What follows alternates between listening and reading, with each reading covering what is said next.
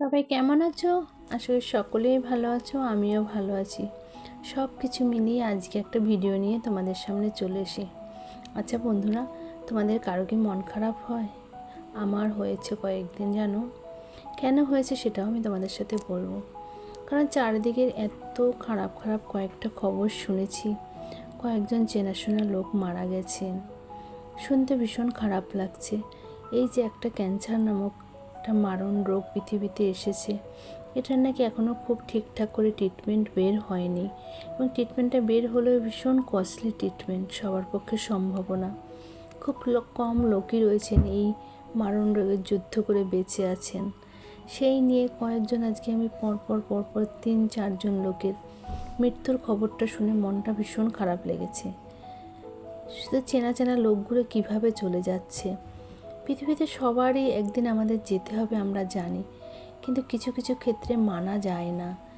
মানতে গেলে ভীষণ কষ্ট হয়। যখনই নিজেদের উপরে ভাবি যে হ্যাঁ, আমাদের সবার একটা বয়স হয়েছে, হ্যাঁ বয়স হলে পৃথিবীতে চলে যেতে হবে, সেটাও আমরা জানি, কিন্তু কিছু লোক টাইমের আগেই যখন মারা যায়, তাদের প্রয়োজনের আগেই যখন চলে যায়, প্রতিটা ফ্যামিলি সাফার করে। প্রতিটা ফ্যামিলিতে এমন আছে আর্নিং পার্সন একজনই রয়েছেন, কিন্তু সে যখন পৃথিবী ছেড়ে চলে যান, বাকি যে 4জন রয়েছেন তারা কিন্তু অসহায়। কারো বাড়িতে 4জন, কারো বাড়িতে বাবা মা রয়েছেন, ছেলে মেয়ে, সব কিছু নিয়ে। এই সব চিন্তা করে করে আজ কয়েকদিন ধরে মনটা ভীষণ খারাপ। কিন্তু পরপর কয়েকটা ঘটনা কানে আসলো, তাই ভিডিও কী দেবো, নিজেকে নিজে ভাবি যে পৃথিবীতে সবার দুঃখ তো আমি একদমই দূর করতে পারবো না, কখনোই সম্ভব নয়। কারণ কারো যদি পাশে একটু আমি দাঁড়াতে পারতাম, এই লোকগুলোর কাছে যদি একটু যেতে পারতাম, সেটা নিয়ে মনটা আজ কয়েকদিন ধরে ভীষণ খারাপ। কাজকর্ম করছি, সব কিছুই করছি, কিন্তু তার মাঝে মনটা ভীষণ খারাপ হয়ে যাচ্ছে। কারণ চেনা লোকগুলো আমাদের নিজেদের থেকে অনেক দূরে হারিয়ে গেছে।